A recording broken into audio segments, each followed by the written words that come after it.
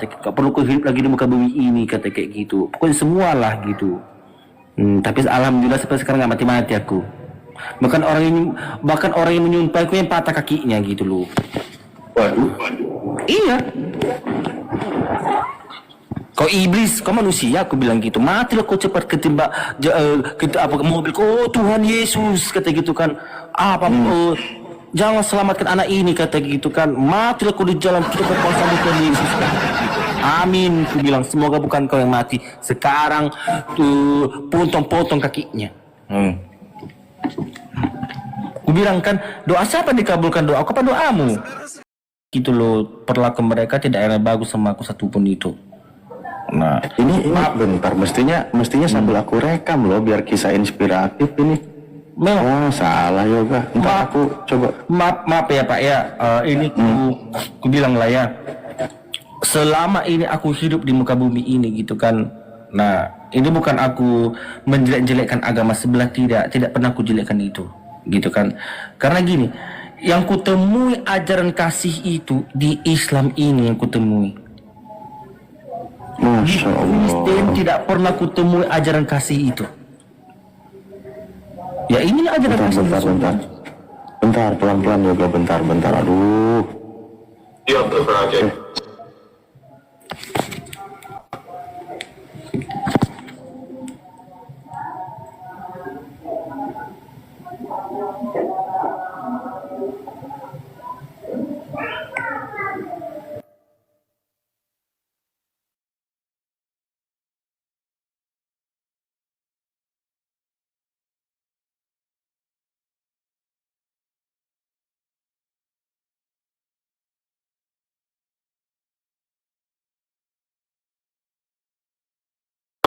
Tapi masih, kemarin temennya Mas Agung itu masih bareng sama Yoga?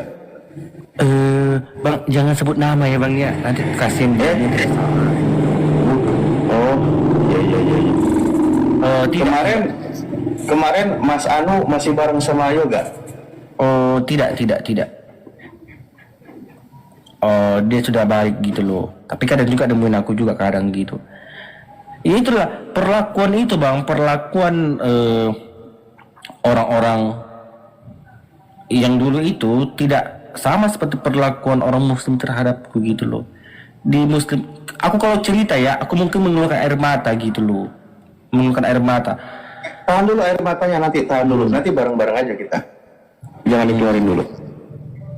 Jangan, nanti kasih kode aja kalau mau dikeluarin. Jangan kayak gitu. Mana dong? Ya, jangan kayak gitu air mata. Tidak bisa gitu Bang, di karang-karang kan keluar sendiri gitu loh. Ya paling nggak janjian dulu gitu biar kita rame-rame. Ada janji itu nangis ya.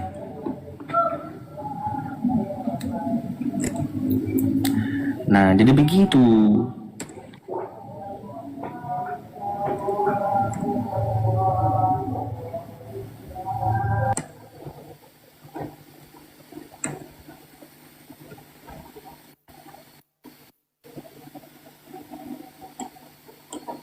Kira-kira berapa menit lagi? Apa itu? Berapa menit lagi? Keluar air matanya? Ya ada kayak gitu. Bukan loh, kita kan bercerita kan. Cerita loh. Iya.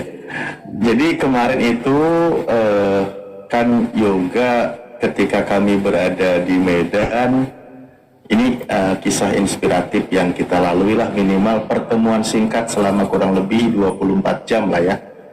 Bersama Yoga ketika kami di Medan bersama dengan Gurunda, Yoga datang ingin bertemu dengan kita dan kita juga ingin bertemu dengan Yoga gitu. Waktu itu Yoga datang dalam perjalanan jauh, berapa jam Yoga? 5 jam. 5 jam ternyata menuju kota Medan ya. Ditemani salah satu sahabatnya yang setia menemani Yoga ketika Yoga menjadi seorang mu'alaf. Bahkan ada kisah inspiratif di sana, bagaimana teman setia Yoga ini yang dia, kalau dia memang Muslim dari lahir ya, teman setia yoga ini sempat itu diiming-imingi sesuatu asal membocorkan keberadaan yoga dengan janji yang sangat wow gitu, fantastis. Tapi merasa persaudaraan seimannya bahwa yoga ini menjadi muslim dan wajib melindunginya karena dia saudaranya, maka iming-iming yang diberikan oleh orang tertentu itu tidak dihiraukan, bahkan tetap menjaga keselamatan yoga. Bener gak sih? Betul. Kayak gitu kisahnya kemarin. Betul. Emang gimana awalnya kok bisa sampai seperti itu? Ya, ini nggak jauh-jauh dulu ya kan Pak Ustadz kan, bukan Ya. dia aja. Bahkan ini si Pandi sendiri, ini bukan aku memuji ya, bukan memuji Bang Pandi, tidak. Begini, Bang Pandi ini pernah ditawari sama keluargaku itu uang senilai 100 juta. Iya kan Bang? Ya Bang. Lanjut 150. 150 juta itu keluarga ngumpul semua itu untuk mencari Iya betul, tanya Pandi itu. Tempo hari Bang Padi nawarin 25 buat saya ngelolosin, gimana itu maksudnya dari sini ternyata. Wah, iya biasa. Ya. Lanjut. Nah, Oh, jadi gitu, baru tahu aku. Ditawari si Pandi ini uang, makanya itu Bang sampai sekarang aku masih betah sama dia gitu loh. Ditawari sama dia itu 150 sama keluarga aku untuk mencari keberadaanku itu. Kalau dia berniat jahat bisa saja dia terima uang itu. Abang tahu dia bilang apa waktu itu? Dia bilang gini, tidak cukup uangmu itu untukku, kata kayak gitu. Tidak berarti uangmu itu untukku, katanya. Jadi gini Bang, jasa si Pandi ini tidak bisa kuhilangkan dalam diriku. Dari aku sampai aku dipukul, sampai aku berdarah-darah, sampai ini dia yang menemaniku loh, ya. Dia yang menemaniku di saat aku lagi kesusahan, di saat aku lagi betul-betul dia ambang-ambang lah hidupku waktu itu kan. Dia selalu menemaniku. Dia yang menegakkanku. Jadi sempat mengalami masa antara hidup dan tidak mati gitu. Sempat. Sempat. Yang Sebenarnya. Masya Allah. pokoknya itu yang ku bawa dari rumah itu cuman baju, celana, sama mobil. Di situ. Oh, bawa tas juga nggak? Tidak, karena waktu itu kejadiannya maghrib. Maghrib itu aku pulang kan. Ketika aku pulang, orang itu udah kumpul rame-rame gitu loh. Rame. Nasi yang kubawakan buat orang tuaku gitu loh, buat mamaku. Dicampakkan mamaku dengan rumut gitu. Maka tidak tahu kan ini disembunyikan ya Bang waktu itu kan. Disembunyikan, tidak tahu, tapi Siolan tahu itu gitu loh. Cuma dia pernah bilang kau kayak gitu kok, pokoknya marah besar juga lah dia gitu kan. Dan dia ikut serta mukul aku itu, ikut serta juga mukul aku. Oh, sebentar. Maksudnya pada waktu itu Kak Olannya belum mualaf? Belum. Oh, belum. Masih. Berarti dapat mohon maaf, intimidasi juga? Intimidasi itu iya, aku dapat itu. Oh, Masya Allah. Wah, ternyata host kita ini Aipandi luar biasa ya. Tidak tergiur dengan iming-iming yang begitu luar biasa. Ternyata belum ada seberapa nilainya gitu, host ya. Salut sama.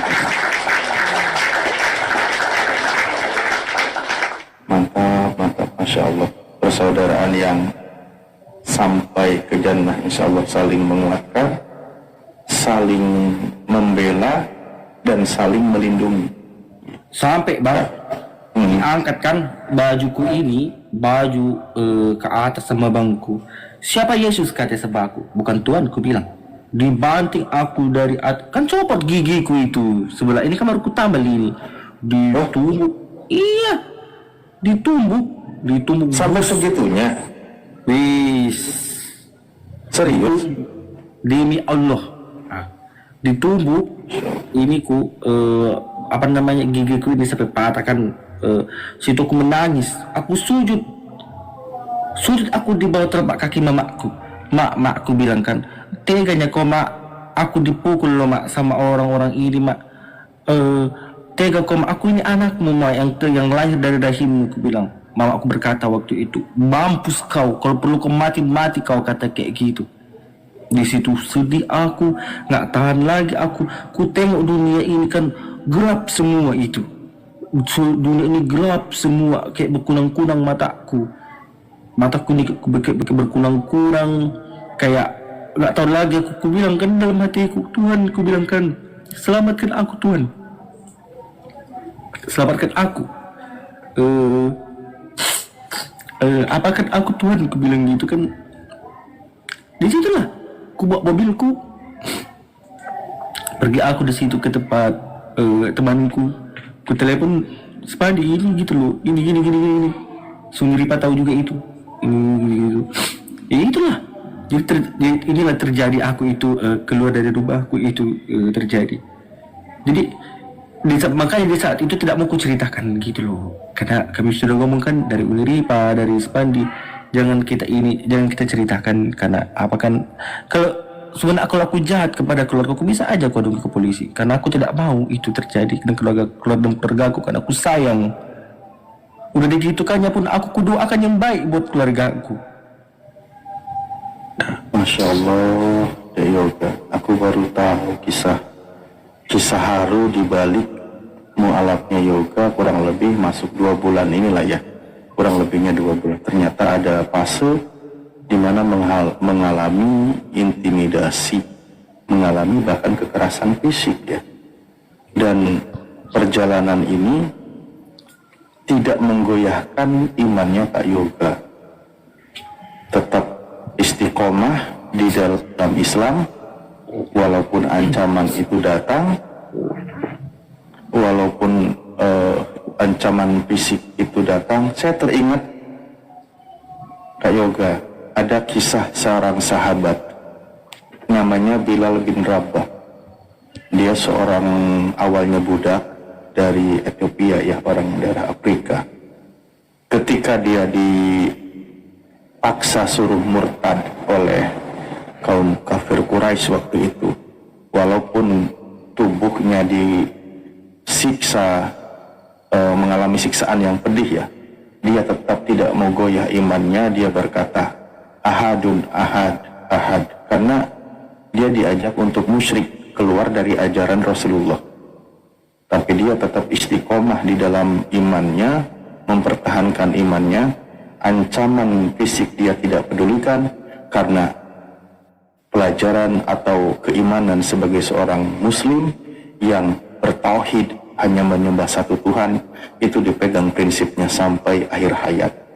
Sampai beliau memiliki keistimewaan suara yang sangat indah, sampai Rasulullah mengatakan bahwa sandalnya Bilal bin Rabah itu sudah terdengar di surga, karena beliau itu salah satu dari orang yang dijamin masuk surga menurut Rasulullah itu. Nah, padahal Yoga, kalau kita lihat perjalanannya itu kan belum lama ya memeluk Islam. Belajarnya pun saya yakin tidak panjang menemukan kebenaran Islam. Tapi ketika kebenaran Islam sudah digenggam sebagai prinsip kehidupannya yang dijalaninya kan gitu, ternyata godaan seperti apapun, ancaman seperti apapun yang datang tidak menggoyahkan imannya. Itu yang membuat kami salut gitu kan. Dan luar biasanya orang-orang saudara kita yang di sekitar Yoga juga solid dalam pembelaan, karena di dalam Islam itu ada konsep innamal mu'minina ikhwah.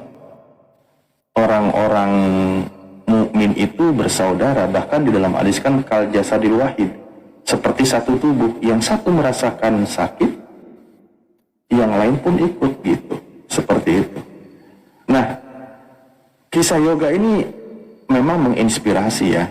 Ketika kisah sedih pun, tapi ketika Kak Yoga cerita, ada sedikit yang tetap ingin ketawanya gitu loh ya, kami dengar dari cerita yang Yoga kisahkan. Tapi ingin tanya dulu Kak Yoga, gimana kisahnya atau rasanya ketika kemarin itu ke Medan bertemu dengan Gurunda, bertemu dengan saudara-saudara, termasuk saya juga bertemu dengan Kak Yoga, ada si Akang dan yang lain, itu gimana perasaannya? Ya, kalau perasaanku di saat itu kan bahagia lagi itu kan, karena siapa sih nggak tahu Bang Zuma gitu kan, siapa sih nggak tahu Ustadz Alif gitu loh. Nah, adalah kebahagiaan kan. Cuman di saat waktu aku udah pesan hotel, datang makin santang kan, jangan, nggak boleh kata kayak gitu. Nah, nggak taunya aku dibawa lah ke rumah si Fajri. Semua si Fajri gitu kan. Sadli. Iya, si Sadli gitu loh. Bahagia kali aku ketemu sama Abah itu kan, kayak gimana ya, kayak mimpi sih gitu. Kok bisa bertemu sama Abah ini? Apa aku mimpi? Aku bilang kayak gitu kan. Sama Ustadz Alif juga. Ternyata Pak Ustadz Alif ini ganteng loh aslinya gitu loh. Berarti sekarang tidak ganteng. Wah, enggak sih. Oh, gantengan aslinya daripada filter. Filter kalah. Lewat. Oke. Luar biasa. Aku sebenarnya kemarin sempat terharu sih. Saya pun sempat agak sedikit mengandung bawang lah kisahnya, karena kok seberat itu perjalanan hidup Yoga menjadi seorang mu'alaf dan baru dilalui belum lama gitu. Maksudnya dalam hitungan bulan, baru sekitar 1-2 bulan, tapi perjalanannya itu luar biasa ujiannya. Tapi insya Allah lah, kata Allah, wa may yatawakkal 'ala Allah fa huwa hasbuh. Barang siapa yang bertawakal kepada Allah, maka Allah akan cukupkan. Allah akan cukupkan gitu kan segala kebutuhannya. Artinya memang hanya bergantung kepada Allah gitu, bergantung kepada Allah. Bahkan di ayat sebelumnya kan, ketika kita baca, barang siapa yang hanya takutnya kepada Allah, jadi kan wa may yattaqillah yaj'al lahu makhraja. Barang siapa, takwa itu makna lainnya juga adalah takut kepada Allah gitu, takutnya hanya kepada Allah. Allah akan berikan makhraja itu jalan keluar dari setiap permasalahan yang menghimpit dalam kehidupan. Wa yarzuqhu min haitsu la yahtasib, dan Allah berikan rizki dari jalur yang tidak terduga. Makhraja di situ bahkan isim nakirah umum, semua permasalahan. Nah, sampai begini, ketika misal Allah memberikan jalur dari rezeki dari jalur yang tidak terduga. Rezeki itu kan bukan hanya tentang uang ya, bukan hanya tentang uang, kesehatan, rezeki. Ketika kita diuji berkurangnya jiwa saudara mungkin yang sebelumnya punya orang terdekat itu keluarga, sekarang beda keyakinan, diasingkan. Allah berikan jalan keluar. Berkurangnya orang yang menyayangi Yoga dari circle yang lama, Allah hadirkan circle baru, banyak saudara yang cinta terhadap Yoga. Jadi memang begitulah kata Allah. Dan Yoga sendiri insya Allah bisa merasakan itu. Bagaimana ada kawan yang setia, Ahi Pandi, Uni Ripa, dan saudara kita kemarin yang dari Padang, yang dia menemani Kak Yoga perjalanannya, kehidupannya kan, yang seorang diri ditemani hari-harinya. Mungkin bisa waktu itu mungkin bantu ngajarin sholat juga, seperti itu ya. Itu bagian rizki dari Allah yang tak terduga, seperti itu. Nah,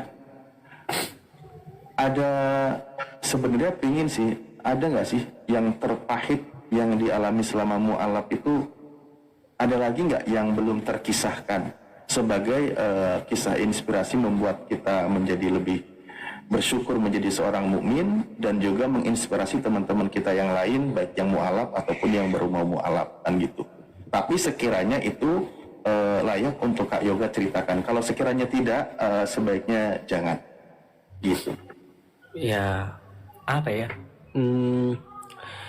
Ya saat ini kan kayak saya kan dijauhin dari orang tua, dari keluarga gitu kan. Gimana ya? Ya berbahagialah kalian itu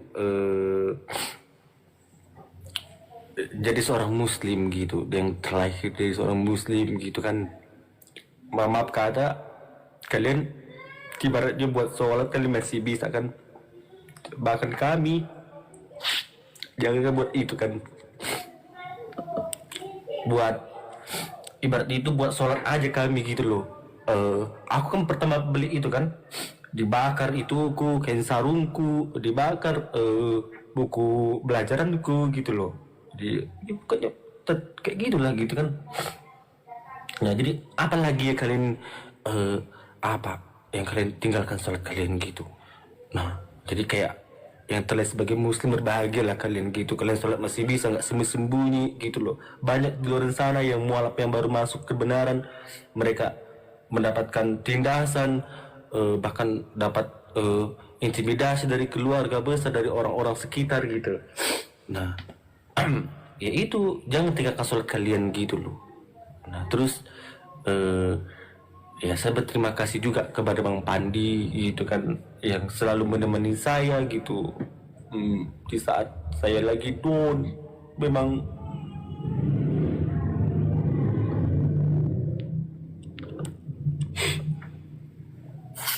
nggak bisa dari ini, jujur ya, 3 bulan ini saya 4 kali saya pindah kos gitu loh ya. Ini kes terakhir saya di sini ya, dicari, bahkan saya itu sempat kayak maling woi ya, kayak maling, pakai masker, pakai topi, untuk keluar saja susah gitu.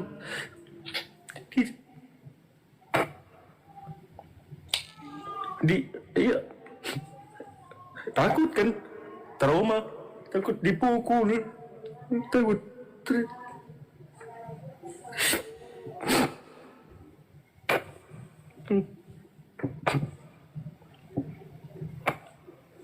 Ini sebenarnya selalu nemenin saya gitu.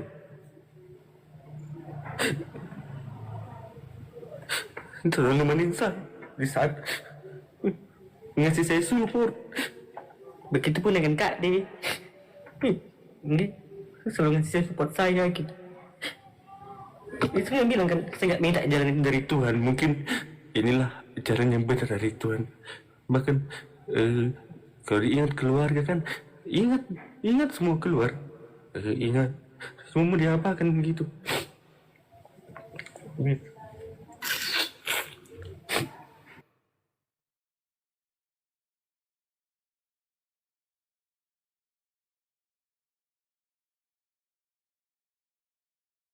Budi Ripa juga itu diberi dari awal.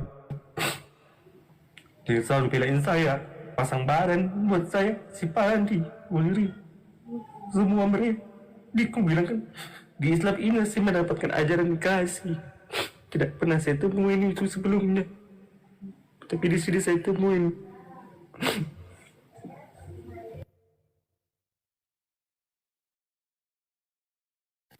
Masya Allah, nggak kebayang sih. Dalam waktu singkat ujiannya bertubi-tubi ya, sampai untuk tinggal pun susah, harus berpindah-pindah. Nggak kebayang, mungkin kita yang biasa dari keluarga muslim, dari lahir, lingkungannya kita semuanya muslim, tidak mengalami ujian seperti ini, tidak mengalami. Tapi lihat saudara-saudaraku, demi mempertahankan iman, intimidasi, ujian, bahkan nyawa ancamannya, tapi luar biasa. Saya pun sebenarnya nggak bisa banyak kata ya, kalau sudah mendengar kisah seperti ini. Kasarnya ngomong, ini mohon maaf, kasarnya ngomong, belum tentu kita sanggup gitu. Tapi naudzubillah kalau sampai iman tergadai ya. Ya secara di tengah riangnya Kak Yoga dalam berdiskusi, dalam bercerita, dalam obrolan-obrolan di luar peristiwa yang beliau alami, itu mengalami satu fase yang cukup berat. Kalau kita dengar kisahnya, sampai tanda kutip, mohon maaf ya, mungkin sampai pernah meneteskan bukan hanya air mata, tapi darah. Itu luar biasa sih. Tapi insya Allah ujian yang akan dialami nanti akan setimpal dengan kemenangan yang dimiliki. Karena gini ya, di dalam Al-Quran surah Al-Ankabut ayat 2 kan gitu. Ahasiban nasu ayyutraku ayakulu amana billah wa hum la yuftanun. Apakah manusia itu akan dibiarkan begitu saja, kata Allah, setelah manusia itu mengatakan beriman dan tidak melewati ujian, tidak akan diuji? No. Setelah orang itu mengatakan keimanan, akan ada ujian yang dimiliki. Jangankan kita, dan ujian yang terberat yang dialami itu kan sebenarnya, mohon maaf ya, para nabi utusan Allah yang menyampaikan, mengajarkan tentang tauhid, tentang ajaran Islam yang luar biasa tantangannya, itu ujian terberat dialami oleh para nabi. Dialami oleh para nabi. Kita diuji oleh Allah sesuai dengan kadar kemampuan kita. Makanya level keimanan kita itu tidak akan bisa mengejar level keimanan para nabi. Tapi minimal kita berusaha ikhtiar untuk sampai level ke sana, walaupun tidak sampai, tapi maksimalnya ikhtiarnya gitu loh. Ujian artinya akan dialami. Banyak bahkan di ayat berikutnya itu tentang kisah para nabi mengalami ujian. Dan ujian berat itu menghantarkan kita menjadi pribadi muslim yang naik level gitu loh. Karena ya kalau kita ibaratkan, tentu ujian ketika kita masih SD dengan SMP, SMA pasti kan meningkat level kualitas beratnya gitu kan ujiannya. Artinya yoga sudah melewati fase seperti ini, sudah sangat luar biasa, menunjukkan bahwa levelnya nanti, derajatnya yang pasti itu akan cukup tinggi. Sebenarnya saya ingin fokus dalam sebuah narasi, tapi masih tergiring kisah yang membuat saya menahan diri dari rasa haru gitu. Agak berat. Mungkin Saya izin rehat dulu berbicara biar mengembalikan fokus saya. Saya kembalikan dulu dia ke host karena kisah yoga ini memang sangat menyentuh. Luar biasa. Mungkin host dulu.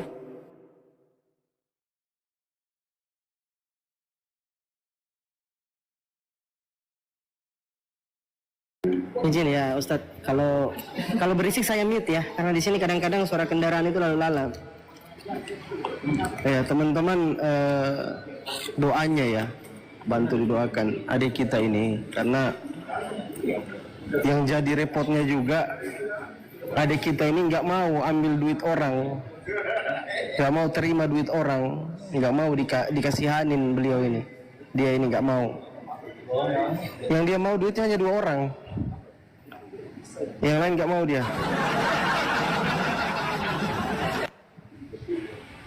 Yang pertama aku, yang kedua nggak usah aku sebutkan namanya ya kan. Jadi dia tidak mau, dia menolak bantuan dalam bentuk apapun oleh teman-teman muslim. Tengoklah, banyak yang mau bantu dia, yang mau kirim ini, kirim itu, nggak mau, ditolak semua kan.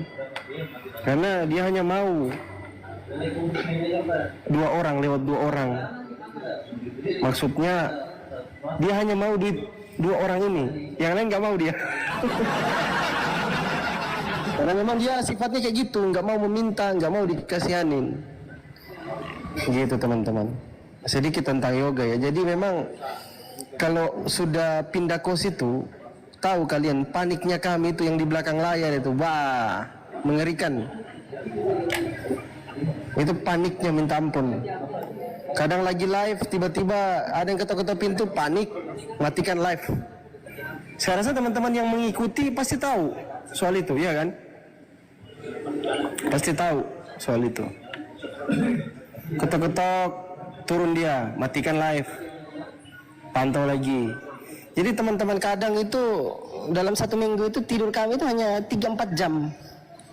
Karena ini lagi dalam pencarian kan, dicari keluarganya, lah tulang-tulangnya, abang-abangnya, kakaknya termasuk Olan.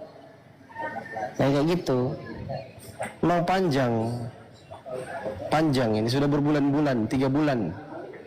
Ada 3 bulanan ya, Yoga ya. Nah, kalau cerita tentang waktu dia lari pertama itu, seperti yang dia bilang tadi, memang kan baju di badan. Terus juga yang perintahkan itu kan saya, karena untuk menghindari supaya tidak dikasari sama keluarganya. Karena keluarganya sudah hilap mata, aku tengok, sudah buta kan.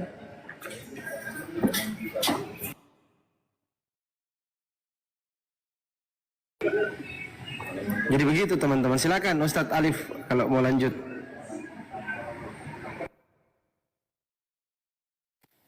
Ya, mungkin yang harusnya kita skip dulu biar masih enak lagi kita ngobrolnya, karena kan susah ya untuk meneruskan. Tapi alhamdulillah mungkin buat Yoga dengan mualafnya sang kakak itu menjadi sebuah anugerah terbesar mungkin saat ini Kak Yoga ya. Karena orang yang selama ini